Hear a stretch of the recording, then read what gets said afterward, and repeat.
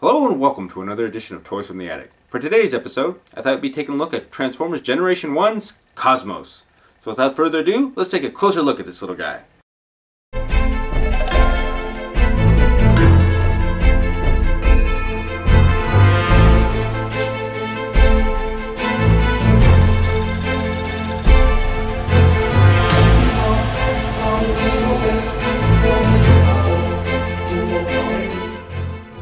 Fast and intelligent, but also bored and lonely, Cosmos has a lot of reasons to regret his abilities, which often separate him from his Autobot friends, but his skills as a scout are too great to ignore. Assigned to observing enemy installation and watching for Decepticon activity, Cosmos spends most of his time orbiting around the Earth's atmosphere.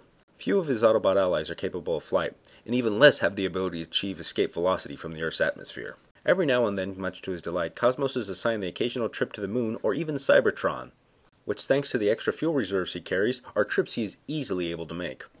Despite his boring job, Cosmos has a rather upbeat and friendly attitude, along with a little bit of a mischievous side.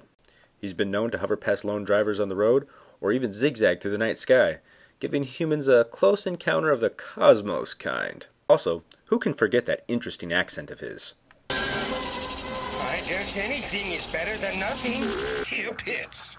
Yeah, give me some company out here. How about a little power boost, Blaster? Some people have joked because of his design that Cosmos looks overweight or fat. I, on the other hand, like his design. I think it looks rather cute. It also shows that just because you're not the slimmest bot on the team, doesn't mean you can't be of any assistance. Alright, so here we have Cosmos in his little alternate vehicle mode. Now, to be honest, I'm not exactly sure what this is. Don't get me wrong, it's obviously a little spaceship. Most likely Cosmos had just scanned some B-movie production of a spaceship, or maybe even scanned one of the ships that crashed in Roswell. You never really actually know. He definitely has that retro's 1940s spaceship feel, but there's always been a part of me that thinks that maybe he actually doesn't have an Earth-based vehicle mode. Yeah, I know, spaceships. We don't have spaceships here on Earth, but part of me thinks that this actually just might be his Cybertronian vehicle mode. If you ever seen the very first episode of Transformers, Bumblebee has kind of a similar look to this. He's another one of those hovering spaceships. Granted, he doesn't fly that far off the ground, but their looks are very similar to this, which makes me think that maybe he actually just kept his Cybertronian vehicle mode. But that's just me and my fan speculation. Anyways, he has a lot of nice little detailing here for a G1 figure, and such an old figure as well. You can kind of see these little bit of lines in here as far as the paneling goes. Nice little ring around here. Just gives an extra more detail to let you know that this is a spaceship. Also has these nice little bumps on the front here and ridges right in there. Now, seeing as how I'm so close already, you can see his little decaling right there that gives a little bit more feel of his electronics. So it's just not a blank slate right there. It's kind of really lucky to find one of these guys that was so well intact. Granted, yeah, I didn't actually grow up with this guy. I actually found him at a flea market / swap meet, depending on what area of the country you're at. I've had people not sure what I was talking about. But anyways, he also has this, he has one of his little Autobot decal logos right here. Let me see if I can activate it. It's one of those heat transfer ones, so if it gets warm enough, it'll show the Autobot logo. Oh, there we go. So you can tell he's definitely one of the good guys. Although the Decepticon ones are shaped rather differently, so I don't really see what the point is of... You can obviously tell just from the shape of it too. Anyways, as far as his underside goes, this is the part where it doesn't get as pretty. I mean, he has these nice little orbs right here to kind of indicate that there's some sort of hovering mechanism right there. You see some little bit of detail on there. We'll get to that later on. But as far as this part right here goes, there's nothing too pleasing about it. However, he does have these nice little wheels right here. 1, 2, 3, 4, 5. 5 little wheels, so he can still, like, roll around. I mean, he doesn't roll the best. Oh, I guess it sort of does. But you can roll him around the surface, although most people are probably just going to fly him around in their hands.